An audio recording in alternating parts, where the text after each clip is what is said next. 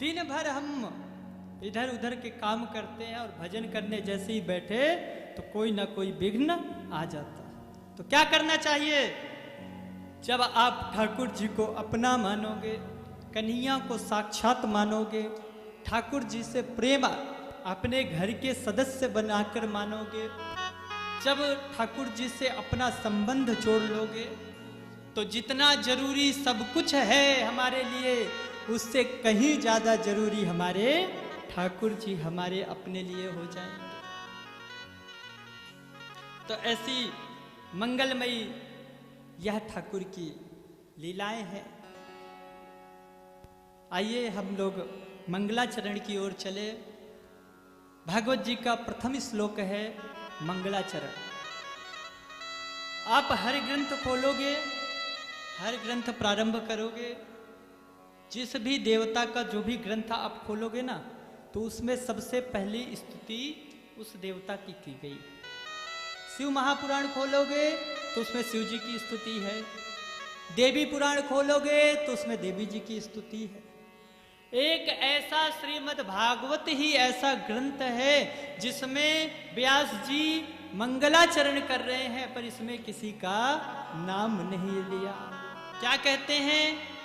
जन्माद्यस्य यतोऽन्वयादितरतश्च शार्थे स्वभिज्ञः स्वराट् तेने ब्रह्म हृदय आदि कवये मोहयन्ति सूरय तेजो वारिमृदां यथा विनिमयो यत्र त्रिसर्गो मृषा धाम्ना स्वेन सदा निरस्तकुहकं सत्यं परं धीमहि सत्यं परं धीमहि। किसकी वंदना करते हैं? सत्य की। सत्य कौन है? जो पहले सत्य है, मध्य में सत्य रहेगा और अंत में बचेगा। ब्रह्म सत्य है, परमात्मा सत्य है। इस सत्य, इस संसार सागर की जो यह सत्ता है, इसमें ठाकुर जी विराजित होते हैं अपने ही स्वरूप से अनेक रूपों में परिणित होकर, और पुनः जब इस सृष्टि का विध्वंस होता है, तब इस सृष्टि का संहार करके स्वयं में पुनः इस संसार को मिला लेते हैं। वो सत्य हैं, तो उनकी वंदना की गई। मन में विचार किया किसी का नाम ले लेंगे तो क्या होगा? बोले अगर किसी का नाम ले लेंगे तो वो इसका प्रधान इसी का ग्रंथ हो जाएगा, उसी देवता का ग्रंथ हो जाएगा। तो क्या करें? बोले इसमें सत्य की वंदना करो। सत्य क्या है? सत्य का सब कोई आदर करता है, सत्य की खिलाफत कोई नहीं करता। महाराज कोई बहुत झूठ बोलता हो, बहुत झूठा इंसान हो, उससे भी अगर झूठ बोलो ना तो उसे भी बर्दाश्त नहीं होता, उसे भी झूठ पसंद नहीं। क्या मतलब? बोले उससे भी सत्य सुनना पसंद है। तो क्या मतलब? बोले सत्य सबको पसंद है, सत्य की कोई भी खिलाफत नहीं कर सकता। इसलिए वंदना किसकी की गई मंगलाचरण में? सत्य की। जन्माद्यस्य यतोऽन्वयादितरतश्चार्थे स्वभिज्ञः स्वराट्, जो अपने स्वरूप में ही स्वराट है, स्वयं के स्वरूप में ही विद्यमान है, वह उसकी वंदना हम करते हैं जो सत्य स्वरूप है। सत्यम परम धीमहि, जो सत्य है, ऐसे परब्रह्म की हम उपासना करते हैं, ऐसे परब्रह्म को हम प्रणाम करते हैं।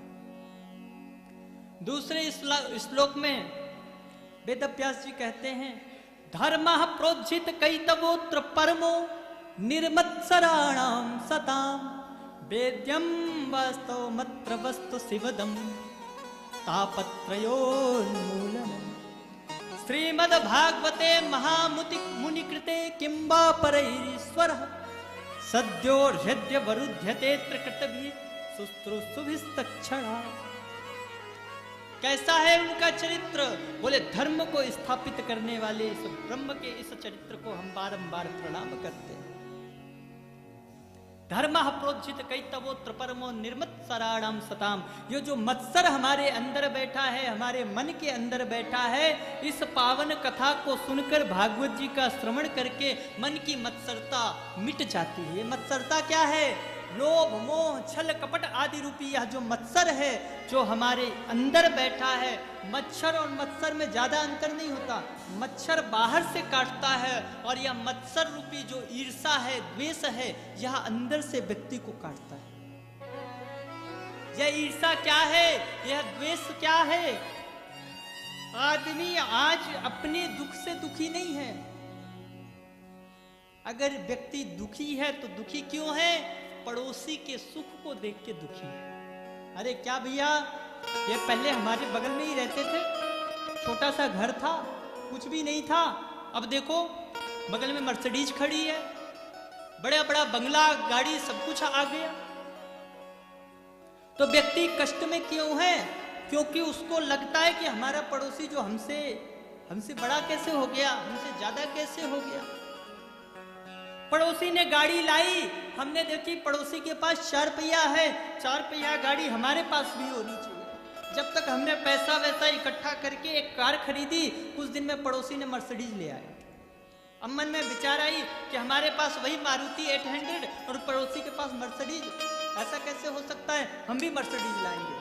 महाराज फिर पैसा इकट्ठा किया, और जब तक पैसा इकट्ठा किया तब तक महाराज उसने और बढ़िया जैगवार आदि की गाड़ी ले आई। क्या मतलब? पड़ोसी के सुख से हम दुखी होते जा रहे। जब आवे संतोष धन सब धन धूरी समान, जब आपके पास तब आपको कहीं भटकने की जरूरत नहीं पड़ेगी।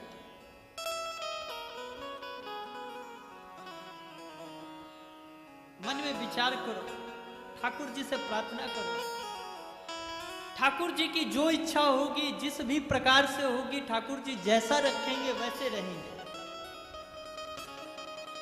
पर हम लोग क्या करते हैं, मंदिर जाते हैं, हाथ जोड़कर कहते हैं प्रभु तेरा तुझको अर्पण क्या लागे मेरा। क्या करेंगे? दुकान जाएंगे, घटिया क्वालिटी के फल खरीदेंगे। दुकानदार ने पूछ लिया भैया किस लिए ले जा रहे हो? अरे वो मंदिर में चढ़ाना है ना, इसलिए। दुकान जाएंगे, घटिया क्वालिटी की धोती खरीद के लाएंगे। पंडित दुकानदार ने पूछ लिया भैया ये धोती क्या करोगे, ये तो बड़ी कमजोर सी धोती है। अरे वो पंडित जी को देनी है ना, इसलिए। क्या मतलब? मन में ठाकुर जी के प्रति है कि तेरा तुझको अर्पण क्या लागे मेरा। जब तुमने बोल दिया कि तेरा तुझको अर्पण, जब तुमने यह मन में भावना ले आओगे कि यह सब कुछ तेरा है, तो फिर ये सब करने की जरूरत ही नहीं पड़ेगी। ठाकुर जी कहते हैं तू भाव से भज, भाव से बेड़ा पार। तू भाव से भजेगा मुझे, तेरी सारी कष्ट, तेरी सारी चिंता सब मेरी। पर हम लोग क्या करते हैं, हम ठाकुर जी पर भरोसा नहीं रखते, बस कहते तो जरूर है, दिखावा करते हैं। मंदिर में जाके खड़े होंगे और मंदिर में आके कीर्तन करेंगे, भजन करेंगे, और चप्पल ऐसी जगह में उतारेंगे जहां से भगवान भी दिखे, चप्पल भी दिखे, और प्रार्थना करेंगे त्वमेव माता, फिर चप्पल की ओर देख के बोलेंगे च पिता त्वमेव, फिर ठाकुर जी की तरफ देख के त्वमेव बंधु, फिर चप्पल की तरफ च सखा त्वमेव। अब मन में विचार करो, ठाकुर जी सखा है या फिर? तो क्या मतलब? विश्वास पक्का रखो। हमारा विश्वास महाराज वो 200, 400, 500 रुपए के चप्पल में हमारा विश्वास टूट जाता है कि अगर हम ठाकुर जी की सेवा में लग गए, ज्यादा भजन में लग गए, तो वो अभी बाटा शोरूम से बढ़िया मेरे बेटे ने बढ़िया सैंडल दिलवाई है, वो कहीं खो गई तो पैदल जाना पड़ेगा। छोटी सी वस्तु में हमने भगवान पे से भरोसा हटा दिया। मन में विचार करो, उन भक्तों की कथा हम सुनते हैं जिन्होंने अपना संपूर्ण जीवन ठाकुर जी के विश्वास में, ठाकुर जी के याद में बिता दी। और भक्त तो यहाँ तक ये कहते हैं ठाकुर जी आपको हम याद करें तो कहीं आप हमारी याद को सुनकर कहीं भागते हुए चले मत आना। क्यों? क्योंकि अगर आप मिल जाओगे ना तो हम आपको पाने के बाद जो यह विरह है ना, आपसे तड़प है, जो आपको पाने के लिए जो हम तड़पते हैं, यह तड़प रूपी जो विरह है ये कहीं दूर हो जाएगी। तो ठाकुर जी यह जो आनंद है ना, ये आपको पाने के लिए जो हम आनंदित रहते हैं, आपके नाम रूपी को नाम को भजते रहते हैं, आपकी याद में रोते रहते हैं, ये कहीं चला गया तो ठाकुर जी हम रह नहीं पाएंगे। इसलिए कन्हैया तुम्हें हम बुलावे चाहे जितना, तुम आना मत हमारे पास। ये भक्तों की का कहना है कि ठाकुर जी हम तुम्हारे विरह में रहना चाहते हैं, तुम्हारे दुख में हम दुखी रहना चाहते हैं, तुम कभी बुलाने से आ मत जाना। और एक अहम है कि अगर कहीं हमारे सामने ठाकुर जी प्रकट हो जाए तो हम उन्हें भी भगा दें, चल यहां से भागो।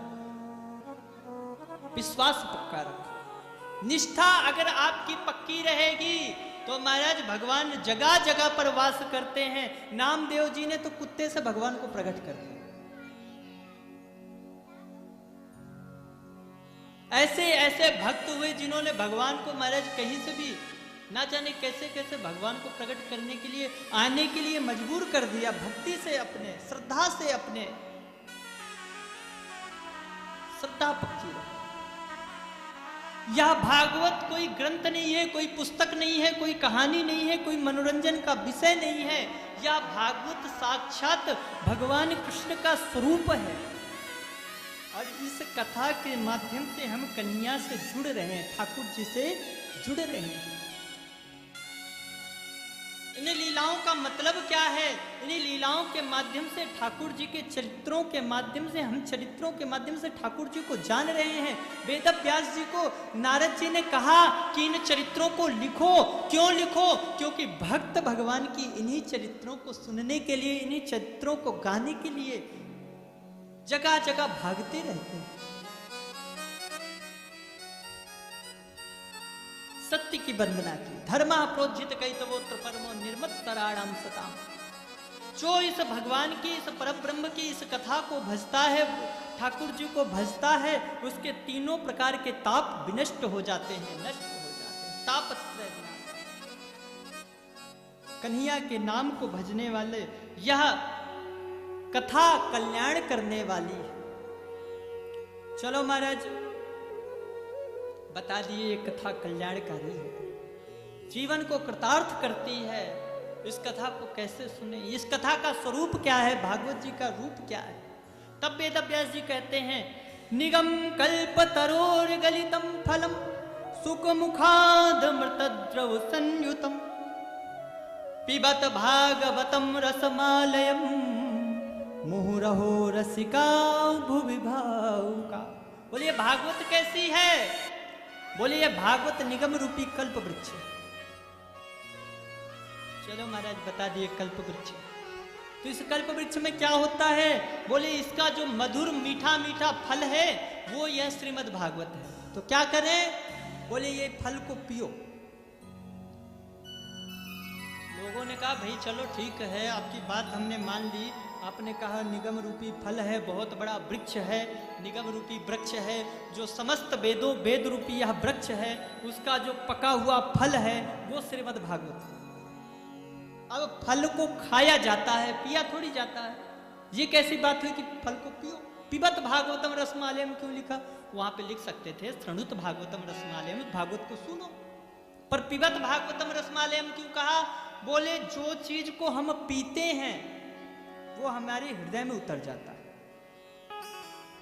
और जिस चीज को हम सुनते हैं वो एक कान से सुना और दूसरे कान से निकल गया। तो क्या करें? बोले पिबत भागवतम रसमालय, इसे पियो। कितनी बार पिए? बोले मुहुर रहो रसिका भुवि भावुका, मुहुर मुहुर बार बार पियो, जितनी बार मौका मिले उतनी बार पियो। चलो महाराज आपने कह दिया इस भागवत रूपी रस को पियो, बार बार पियो, चलो हमने मान लिया। पर आपकी कथा है, आपने लिखी है, आपके द्वारा यह कथा पड़ोसी जा रही है, तो इसके मालिक कौन हुए? आप हुए। अब इस कथा को कौन कौन पी सकता है? तो व्यास जी महाराज कहते हैं मुँह रहो रसिका भूवि भावुका, रसिक और भावुक जन। बोले दो ही लोगों का नाम क्यों लिखा? भाई कथा तो सार्वभौम है, सब लोग पी सकते हैं, सब लोगों के लिए है। तो रसिक और भावुक दो लोगों का नाम क्यों लिया वेद व्यास जी ने? बोले ये दो का नाम इसलिए लिया क्योंकि रसिक और भावुक जन जो होते हैं ना, वो पिपासु होते हैं, हर समय भागते रहते हैं कि कहां से हमें यह कथा रूपी रस मिल जाए। तो वेद व्यास जी भी कह रहे हैं यह कथा मेरी सार्वभौम है, परंतु मैं दो लोगों को बुला बुला कर यह पिलाता हूँ। रसिक और भावुक जनों को कहता हूँ आओ आओ रसिको, आओ आओ भावुकों, आप लोग आओ और यह भागवत रूपी अमृत का रस आप लोग सब खूब जोरदार तरीके से पिए। भाई देखो, पिलाने का आनंद भी उसे आता है जिसे प्यास ज्यादा लगे। मन में विचार करो, आपने बड़ा सुंदर प्याऊ खिलाया है, ठंडा ठंडा जल रखा है, सुंदर सुंदर मटकी में जल रखा है। कोई सेठ जी निकले बगल से और जैसे ही सेठ जी निकले तुरंत आप दौड़ के गए और बोले सेठ जी रुको रुको, बहुत ठंडा जल है, बहुत सुंदर अपने कुएं का ताजा जल है, एक गिलास लेके। हमारा सेठ जी को प्यास तो लगी नहीं, पर आपने जल का आग्रह किया। सेठ जी ने कहा देखो ठंडा जल है, कहीं गला तो नहीं खराब हो जाएगा ठंडा जल पीने से। अरे नहीं नहीं महाराज, कैसी बात कर रहे हो, अभी अभी अपने कुएं का जल निकाला है, बड़ा शीतल बड़ा पवित्र है, आप पी के तो देखो। बोले छान छून के भरा है कि ऐसे ही मटका में भर दिया, आज का ही ताजा। अरे महाराज अभी अभी ताजा, एकदम ताजा जल लेके आया हूँ और धुल के मटका को साफ करके अच्छे से भरो, एक गिलास पी के तो। भाई प्यास लगी नहीं तो कितने सारे तर्क कर दिए, छान के भरा है, साफ सुथरा है, ठंडा तो नहीं है, गला तो नहीं खराब कर देगा। मन में विचार करो कहीं फंस जाते रेगिस्तान में और रेगिस्तान की भयंकर गर्मी में फंस गए होते और प्यास से एकदम गला सूख रहा होता, जीभ एकदम लथपथ हो रही होती, हमारे प्यास के गला एकदम सूख रहा होता और उस समय कोई व्यक्ति कह देता कि लो भैया ये जल पी लो, तो क्या फुर्सत होती पूछने की कि भैया जल धुल के भरा है, साफ भरा है कि नहीं भरा है, कैसा है जल, तुरंत लेते और तुरंत पी जाते। इसी प्रकार रसिक और भावुक जनों को प्यास ज्यादा लगी, इसीलिए वेदव्यास जी कह रहे हैं कि यह मेरी कथा है सार्वभौम, पर रसिक और भावुक जन के लिए विशेष करके।